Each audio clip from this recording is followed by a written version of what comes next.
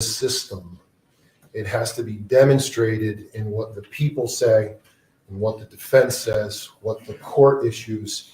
It has to take understanding of what those victims just shared with the court for the impact. They're searching and seeking for something, and one of the ways to point them in the direction is to have this court impose a judgment of sentence. It as much affects Kevin Monahan as it affects them, and it affects the community. So if we don't have an understanding of some of these basic principles, then there is no point for today. I don't mean to go over things that I know you know, Your Honor, or that my counsel knows, or that the defense attorneys know. We deal in these principles all the time, but everyone in this room does not. And there could be some confusion, and I want to get rid of that before I ask what I'm going to ask, so it has its place, so it's properly understood. So I have some definitions. These are just simple definitions, but they're the words that form what's happening here today. We can't get through today without dealing with the word judgment. There was a judgment of conviction by the jury. There's going to be a judgment of sentence by this court. And that's supposed to be justice, because this is the criminal justice system. There are those in this room that want justice for Kaylin. There are those in this room that want justice for everybody. So judgment, justice, those don't exist without truth and righteousness. And that doesn't get properly defined unless we understand words like mercy or vengeance. Now, all these words, I'm going to give you some definitions because it helps give me the foundation to ask this court to impose a sentence. But these words all are intertwined with one another so that you can't define one without the other. You can't take one away without affecting the other. If I could give an example, we know that a house has a height, it has a width, it has a depth.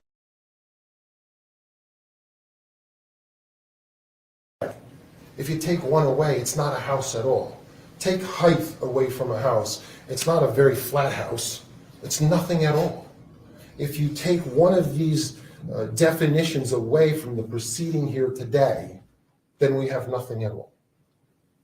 Judgment is the ascertainment of truth.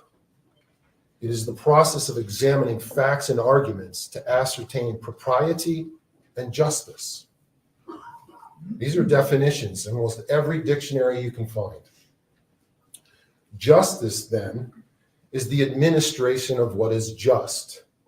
That is, being in conformity to what is morally upright and to what is true. Truth, that's something that many have asked for thousands of years. A very simple definition is its exacting accordance with that which is, has been, or will be. That is present, past, or future. It is what we say is reality. Truth is a purity from falsehoods and lies, and by its very nature is trustworthy. That is why every witness swears to tell the truth, the whole truth, and nothing but the truth, so help them God. Righteousness is that which arises from and includes all we call justice, honesty, truth, and virtue. I'm going to get talking in the facts here in a moment, and I'm going to be petitioning the court for a particular sentence. And so I want everyone to understand two more definitions: mercy and vengeance, because what I'm asking for has to be done from the right place. And if we don't understand these two words, it could appear one and not the other, or it could be an unjust request from the people to the court.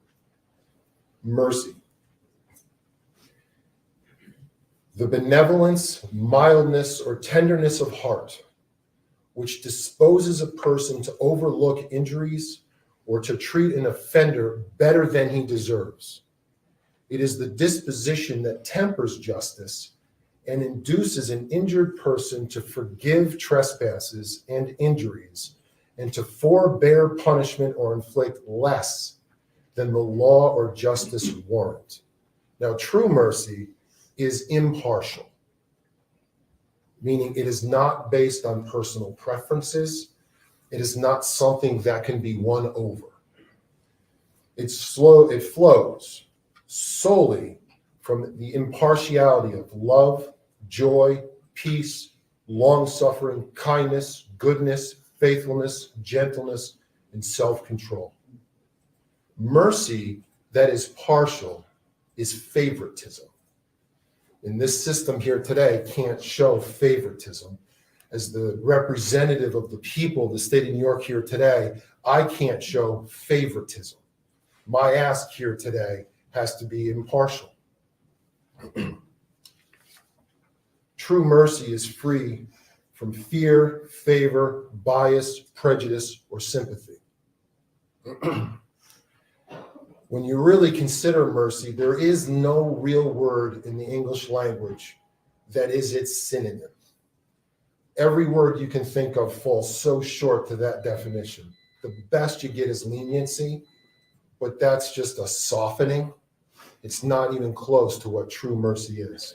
However, in the English language, there is an antonym, there is an opposite to mercy, and that's the word vengeance.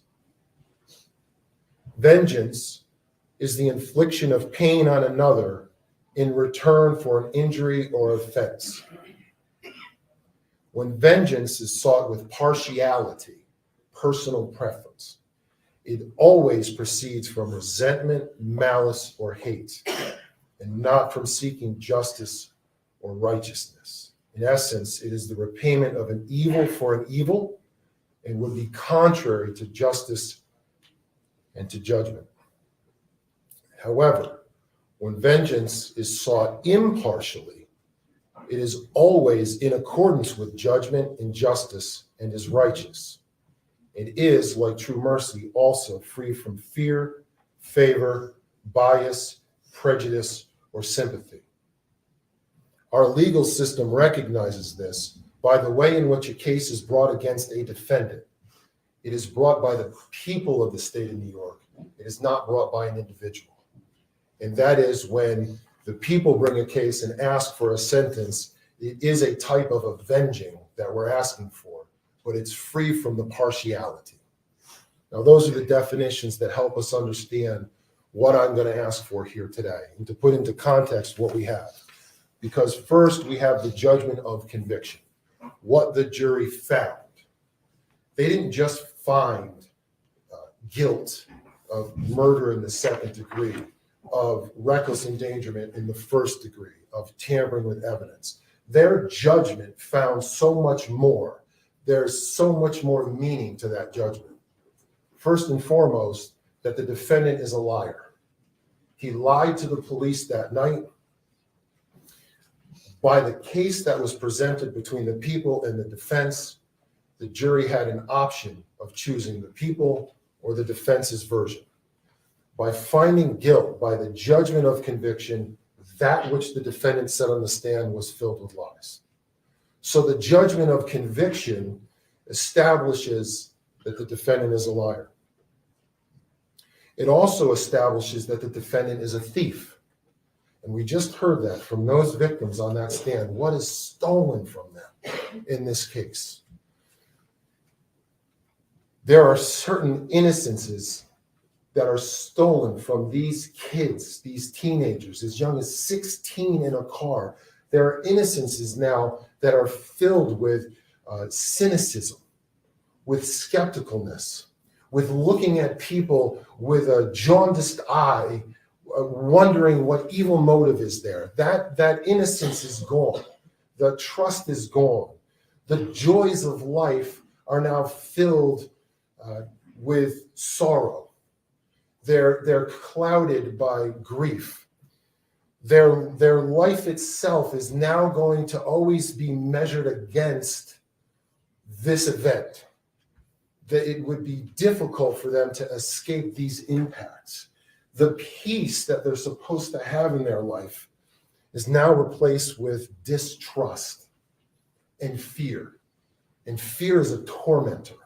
It torments. Peace is what calms you, what brings all those other things into your life. And when that peace is robbed, you're tormented.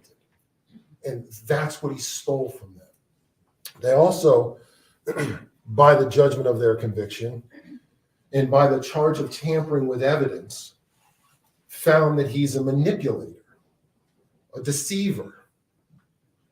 I still wonder how the charade could go so far as to say to Jinx Monahan on the phone, he's on hold, I told you not to play the TV so loud. For whose benefit was that but to continue a deception?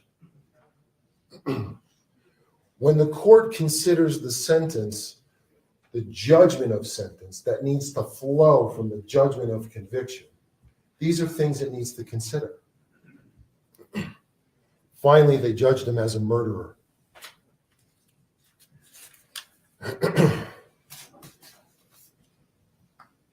Murder in the second degree, which is the reckless, depraved murder in New York State, requires a wicked, wanton, evil mens rea.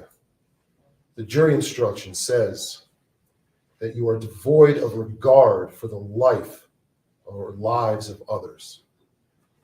And that charge goes on to say that the conduct is so blameworthy as to justify the same criminal liability that the law imposes on a person who intentionally kills.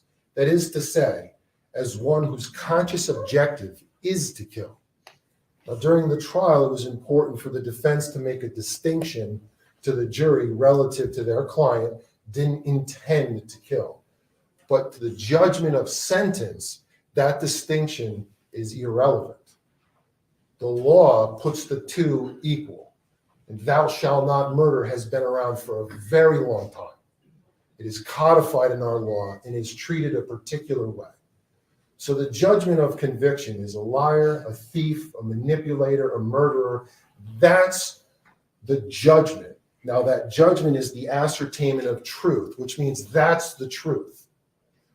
And anything in this proceeding that would try to diminish the truth, pay lip service to the jury, should be ignored. I've often heard it said, well, while we respect the judgment of the jury, we disagree with it. That has no place here today. There is a judgment that this court must measure from. And that is the judgment to be measured from. That is the truth. A jury, by the way, who was selected because of their impartiality. We went through 3 days to find a jury, 12 people free from bias, fear, sympathy, favor, prejudice, that they would be impartial jurors to weigh the process of examining facts and arguments to ascertain propriety and justice, and they found it. They found justice, they found truth, and they convicted the defendant. And now this court, the impartial body that is to mete out the judgment of sentences, to do the same.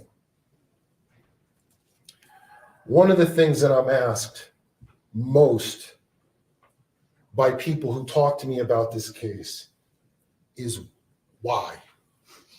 Why did he shoot? What was the reason for it?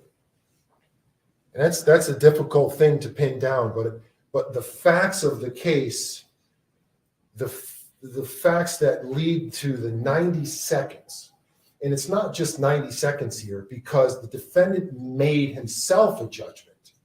The defendant attempted to make a judgment of a situation. He judged it and he reacted. So it was less than 90 seconds before he made the judgment, because he had to execute his judgment. Fear and anger, hate and anger are the only things that I can possibly come to that would explain a mindset that's murderous in nature.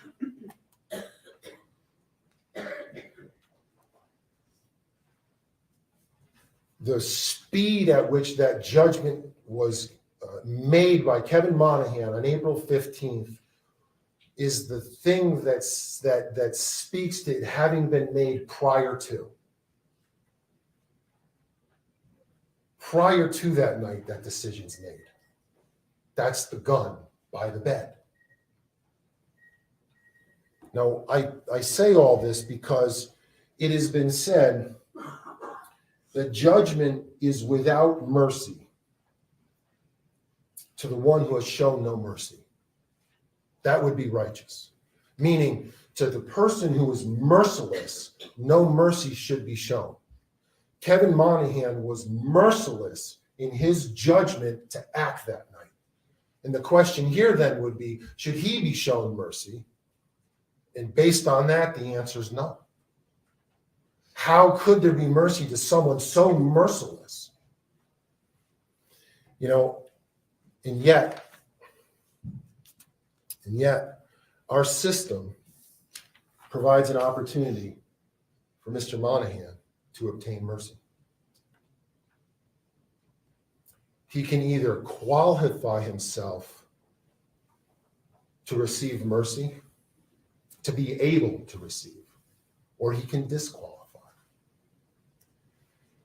The qualifications to be put into place to receive mercy would be to submit to the judgment, to come under submission to that judgment and accept it as the truth, because that's what judgment is.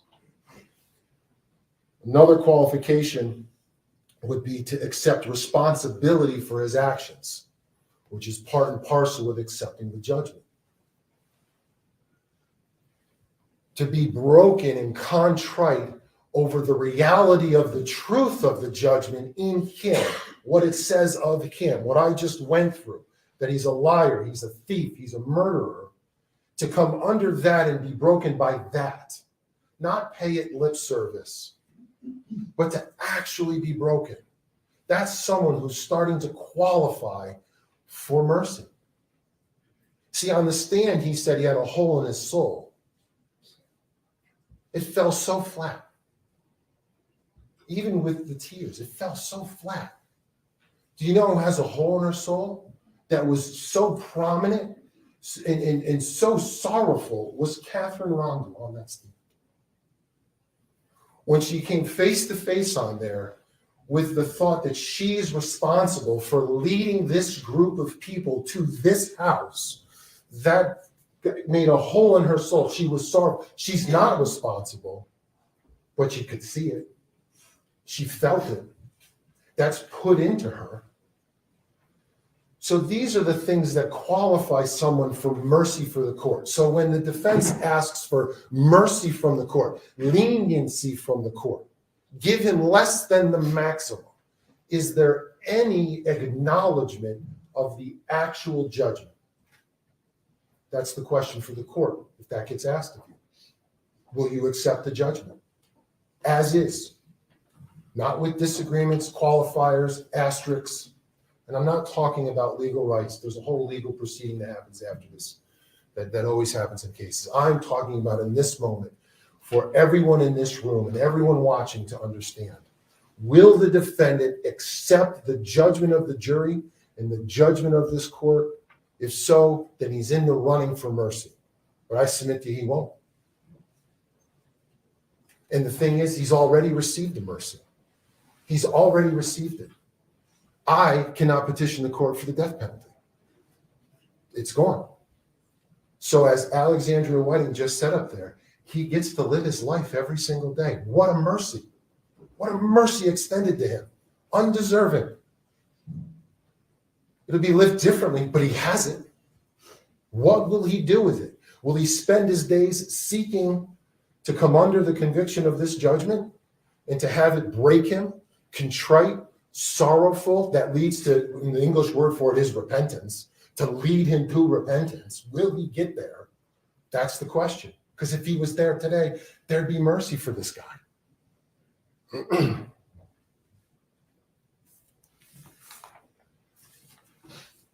So relative to what I'm going to ask for sentence, there is an injustice.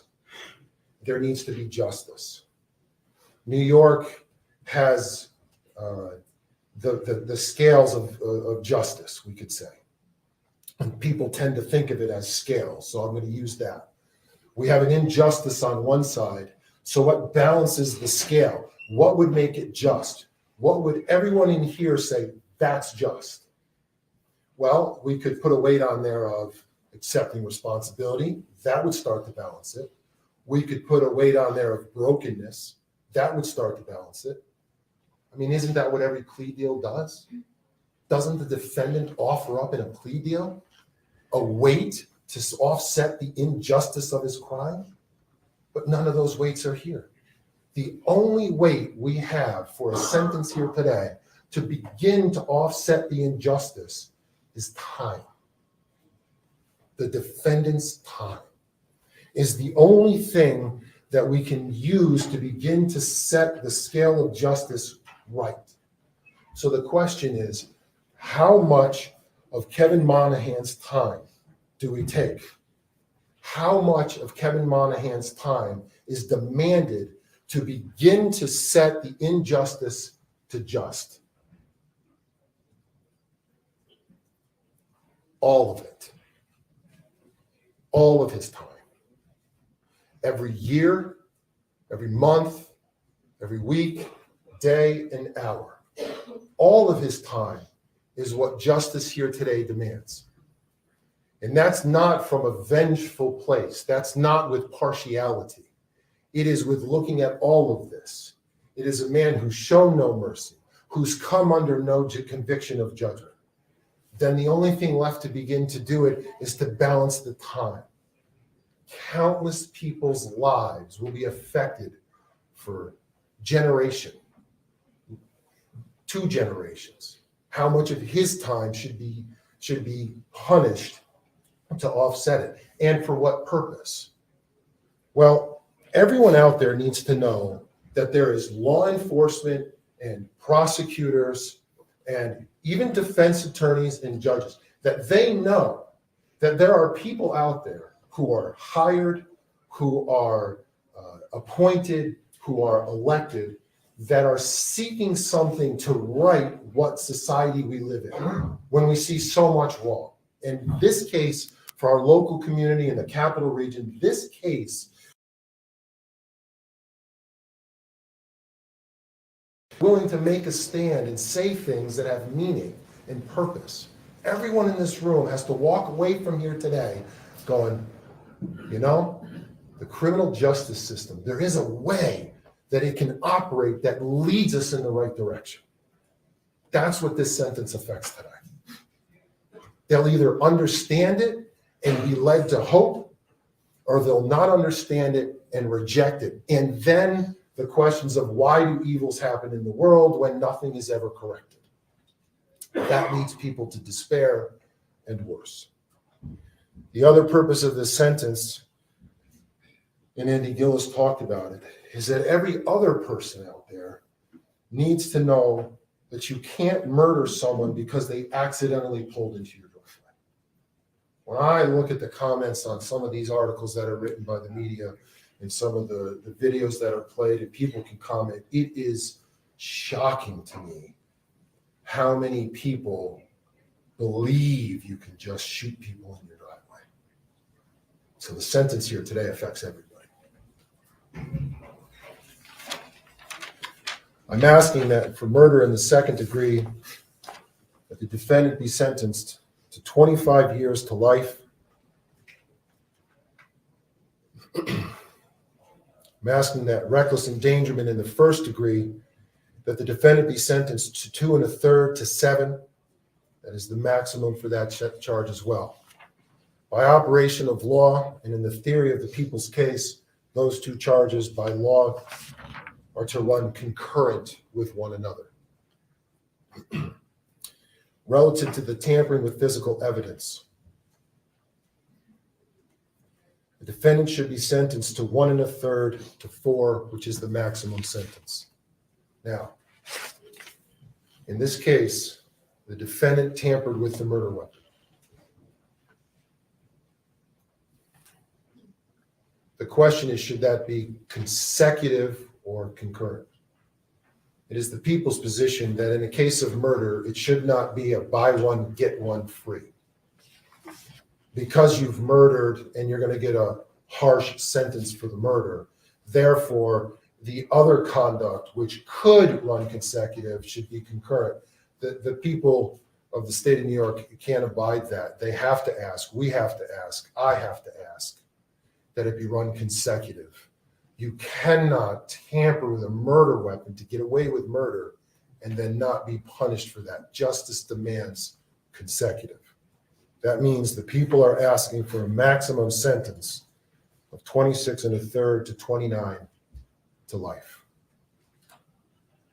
Thank you. Thank you, Attorney Morris. Attorney Frost or Attorney Mauser?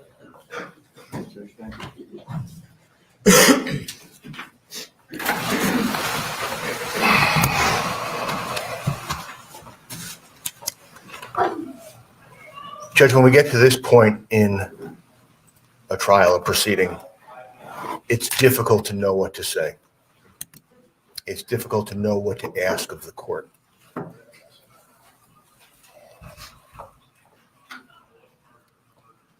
There was never going to be a happy ending to this trial.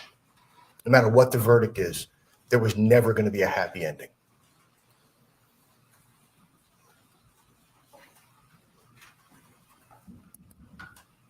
I hope they take this in the way that I mean it. I genuinely mean it. My heart breaks for the Gillis family. Their pain is agonal, it's constant, it's exquisite. It will never go away.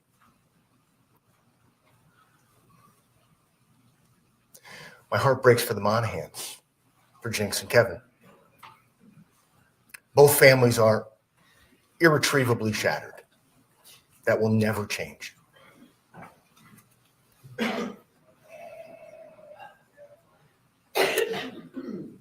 I've been doing criminal defense for 27 years.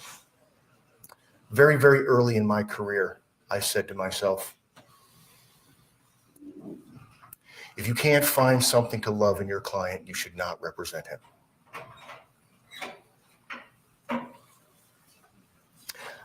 I've looked at Kevin. I've looked at him hard. I've looked at the case. I've looked at the facts. I've looked at them hard.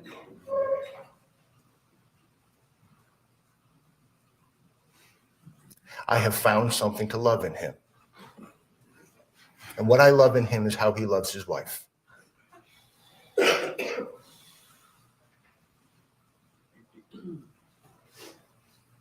I disagree with many of the definitions Mr. Morris used, but I will credit him with this. Your sentence should be just.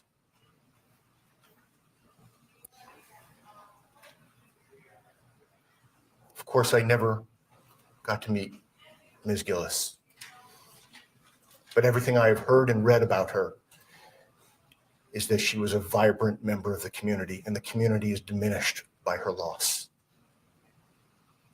And when something that grotesque and tragic happens, there's a tendency to vengeance, not justice.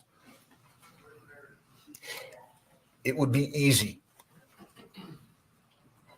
It would be easy to put him in a cage, lock the door, throw away the key, melt the lock.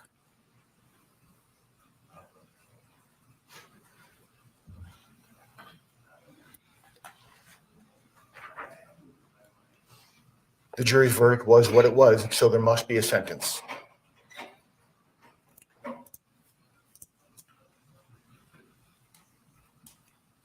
Mr. Monahan sits here guilty, according to the jury, and so you have to impose a sentence. He has no criminal record.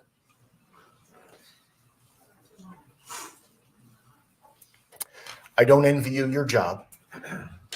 I've never had to sit in judgment of a man, and you do.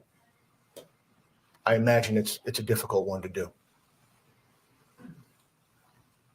I've had a chance to sit with Kevin Monahan. I think it's unfair the way Mr. Morris baits him into weeping and sobbing and throwing himself at your feet. I've seen his remorse.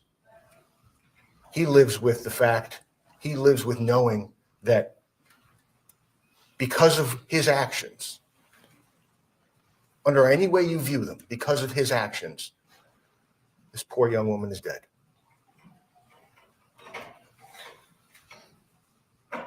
So I don't come here to ask you for mercy. I ask you to rebuff vengeance. I ask you to do what is just. Everyone has an opinion on what that is. I won't propose a number to you, Judge, because you have to sit in judgment. But I suggest to you it is not the maximum.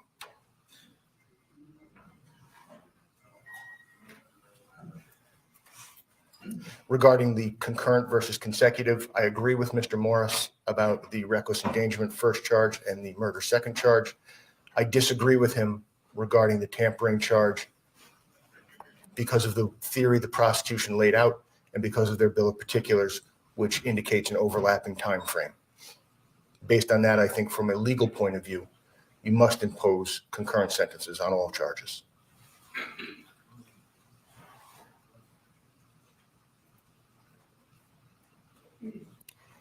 Again, there's a tendency to look for vengeance instead of justice.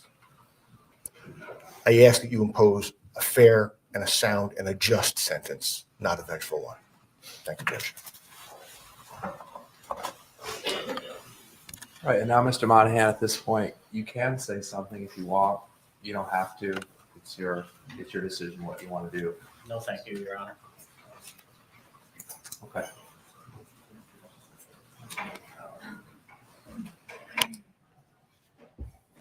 First, I really want to thank those of you who came up here today and gave victim impact statements. It was very important for me to hear those, and they're taken into account in my sentencing decision. And I want you to know that. So when I'm sentencing a defendant as a judge, there's certain principles that I think about. Attorney Morris touched on one, general deterrence. And that is sending a message to society at large that there's certain behaviors that will not be tolerated. And Mr. Gillis spoke to this in his victim impact statement. He said such acts of violence will not be tolerated in our society. I think it's important that people know that it is not okay to shoot people and kill them who drive down your driveway. I know in the county where we live and probably other countless rural areas, it's a pretty common occurrence to drive down a wrong driveway. It's a common occurrence for somebody to come down your driveway. And there's definite choices that you get to make at this time. And the choice made in this case is absolutely not acceptable. Then I'm also guided by the principle of specific deterrence. Specific deterrence is directed directly at the defendant. It's saying, basically, you need to be prevented from doing things in the future. And Mr. Monahan, I think if you were released from prison, and people who commit murder generally don't recidivate a lot. They don't commit the same crime. Again, it's a low rate of recidivism. But with you, I think you really could possibly do the same thing again. It's obvious to me that you feel justified. You don't take any responsibility for the outcome of your actions. You just don't get it. The first thing you do on the witness stand when you come up here and testify is you made a joke to the jury about them finally being able to see your face. You senselessly took the life of Kaylin Gillis, and you have the gall to sit here and talk about how you plan to finish up the work on your house and race motocross in the future. You don't deserve that. What would make you think that you deserve those things? Even when your attorney tried to get you to acknowledge that your home wasn't being invaded, you couldn't do it. You hesitated and said something to the effect of, "It sure felt like we were being invaded." He was trying to elicit out of you a response that somebody who took responsibility for their actions would have. And you couldn't even do that. Your first instinct was to lie about what happened, and you repeatedly lied in such a cold and calculating manner. And the jury saw right through your lies, and they rejected them. In killing Kaylin Gillis, you took away a friend, you took away a girlfriend, you took away a daughter, a granddaughter, and a sibling. You took away so much unrealized potential, her potential to enrich other people's lives and to contribute to our society. You also traumatized the young men and women who mistakenly drove up your driveway that night. You will scar them. This will scar them and traumatize them for the rest of their lives. Any remorse you have isn't for the harm you've caused.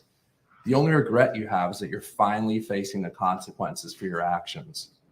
You murdered Kaylin Gillis. You shot at a car full of people, and you didn't care what would happen, and you repeatedly lied about it. You deserve to spend the maximum time in prison allowable under our law. And I don't make this decision because it's easy. I make it because it's what's deserved. I make it because it's what's just. So as to the conviction of murder in the second degree, I sentence you to a term of 25 years to life in prison.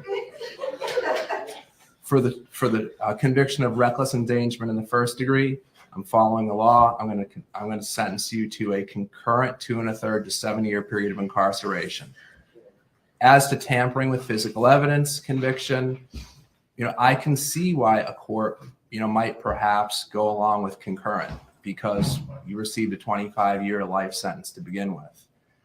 But there was a delay. There was a lot of time you had between when the police showed up and you tampered with evidence. You had a lot of time to concoct lies. You had a lot of time to do things to the weapon, to tamper with it, basically, to try and destroy evidence. And because of that time that you had to think of those things and the conscious efforts that you made to tamper with that evidence, I think it is right that you receive a consecutive term of incarceration for that charge. So that's a 1 1/3 to 4 years of imprisonment. There is a matter of a $300 surcharge, $25 crime victim assistance fee, and a $50 DNA fee. Attorney Frost, is your client in a position to pay those funds now? Not today, Your Honor. Okay. And then we also have a couple pieces of paperwork that need to be gone over. One is a signature to authorize for DNA collection from your client, and the other is a notice of intent to appeal. We'll give those to you now for you to go over with your client. Okay. On the count 3 charges that were consecutive. Consecutive. It's consecutive to you.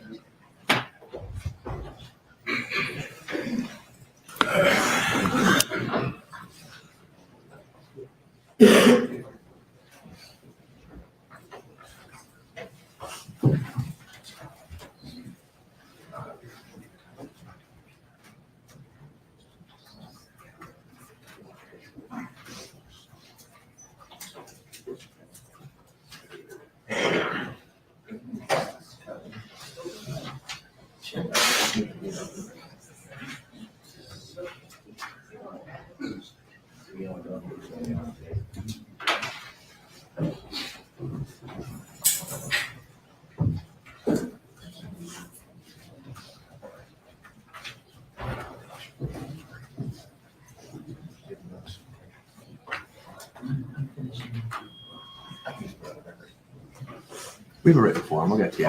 Yeah.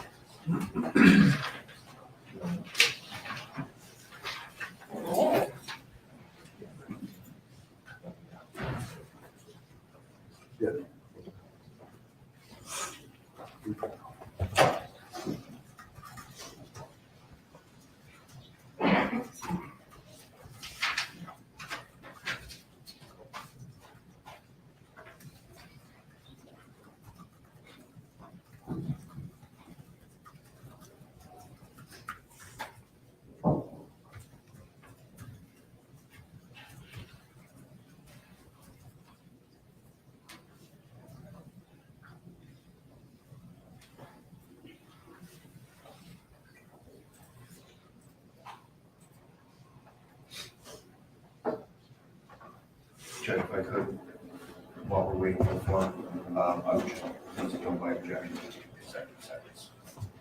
Noted.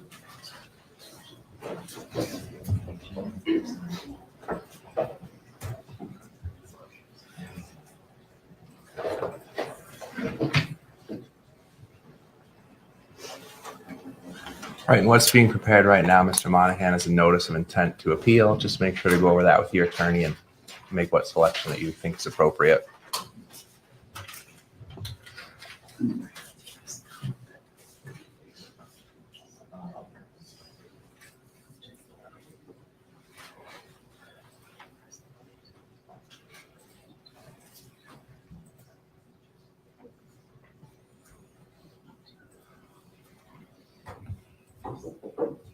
Anything else you need, Mary Kate? All set? Hey, I'm just doing the commitment. Okay.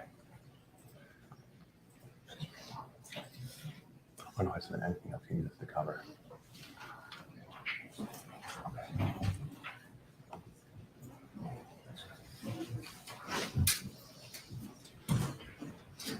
All right, we received the notice of intent to appeal.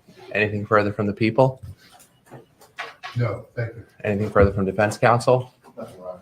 All right, sir, you're remanded to the custody of the Washington County Jail. Then you'll be transferred to the custody of the New York State Department of Corrections for service of your sentence.